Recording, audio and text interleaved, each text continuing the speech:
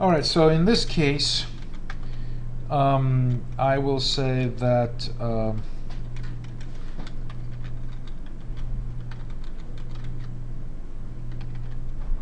illegal, I don't know what to say to be nice. I don't know. Yeah. What's that? Invalid choice. Yeah, invalid choice. Please retry, right? And to let them retry, we need to have an endless loop. Perhaps somewhere here we can have an endless loop. How about this? How about this? We say pause, right? We want to stop, like look at your problem. Then we can just do the whole thing from the header, right? So in forever loop, right here at the top, like the whole thing, we'll do it inside the loop this time. Again, if you select multiple lines, tab will take care of the indentation. So let's revisit this again. Get user choice. So there's some choice there. Oh, now we have this endless loop. So pause and continue.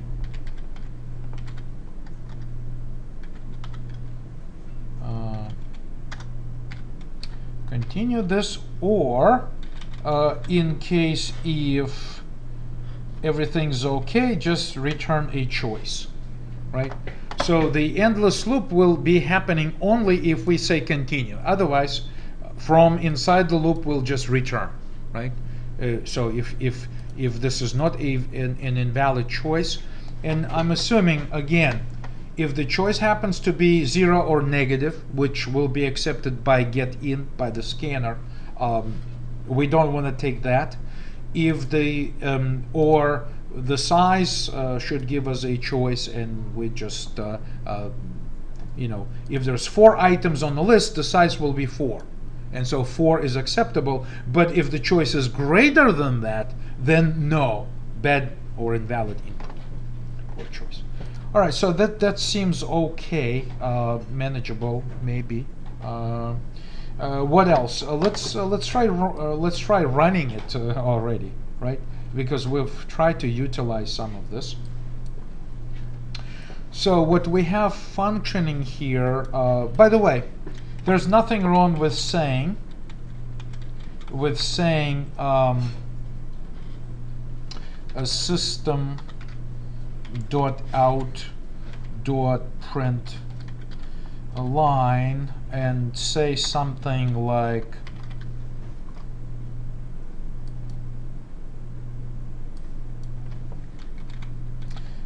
debug, sorry, not implemented, right? So that we kind of know that this thing is not, we don't know how to set the clock, we don't know how to add an airline, we don't know how to add a flight, right? So all we know is how to exit the system. All right, so these should go away at some point, but for now we cannot do any of this. Make sure that we have the basic structure in place. And I think that once we process a case, such as set clock, airline, blah, blah, blah, what we can do is pause, right? So we can just say menu. We use menu for everything, right? Menu.pause. We'll try to pause on all of these, you know, things. System debug print. We'll just pause and then move on. And recall that we will be looping endlessly until they find a way to exit from this loop by entering something that will pass all our filters and validations and all that. So far we should have this menu and welcome and exit thing. Now, how do we detect exit? case 4. What bothers me a little bit that we have those hard codings, right? We have 1, 2, 3, 4, and you know, if something is inserted in the middle, our numbers will go out of sync. But I'll just deal with it right now the way it is, just trying to be careful, keep it more or less simple. Let's try to compile this. Right, so we'll just say build.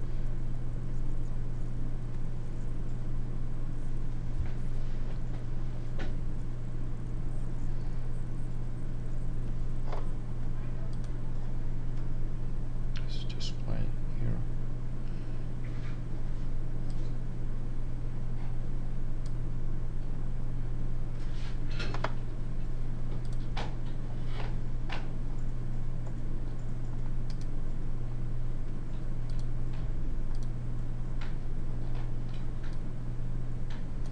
Okay, so that build was successful. I just couldn't see it because my output window didn't display automatically.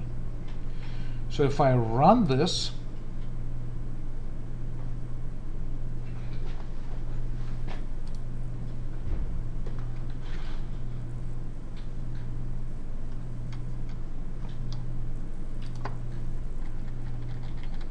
try to increase the size of this up so that we can see it. Well, so obviously I don't know what the numbers are, so that's a problem. I need to be able to somehow fix that. But assuming, you know, user enters something, invalid choice, press enter to continue, it reprints the whole thing. Okay, maybe that's acceptable. But what's not acceptable is that we don't print the numbers for the choices. So let's say number 2, it says sorry, not implemented. That's fine, and goes right back to the menu. Then exit 1, 2, 3, 4. Right. So this is number 4. So thanks for using the system by. Okay. So what we can improve in this thing is obviously the trickiest part, I think, is this user choice. In my view, that's the trickiest part, that it needs to be kind of both convenient to use and flexible, so that we can actually get some useful stuff out of it. So how about this? We'll print I'll kind of, you know, some, you know, maybe underlines to create like a line separator like this at the header, like that. And also let's print the numbers. Now this for loop, I can just use an index, right, in this for loop. Say integer index equals 1, start with 1, and print, not print line by, but print index. Actually, one statement can do. Index plus item, which is a string, plus something like spaced out. So that should take care of the menu. Let's verify that it does more or less what we expect it to do. So this is much easier on the eye, right? So this is easier to see. Oh, index is 1. So number 4. Okay, we need to increment the index. Index plus index. It's the increment statement, which increments the number. So 1 becomes 2, 2 becomes 3. So number 3, not implemented, continue. So it keeps printing those, you know, continuous outputs. So number 55, invalid choice. That's fine. Number 3. So it's this is more or less manageable now. So as you can see that having all this in place, now I really have an environment which I can now populate with something useful, right?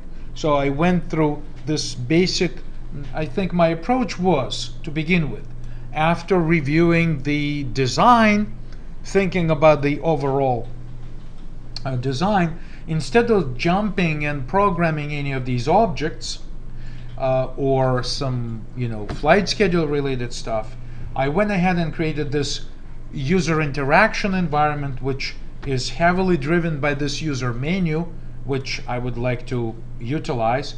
And so now I need to populate cases, right? So I can start with clock, then airlines and aircraft apparently, and then flights, and eventually do something,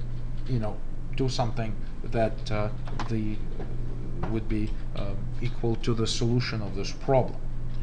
So let's save this.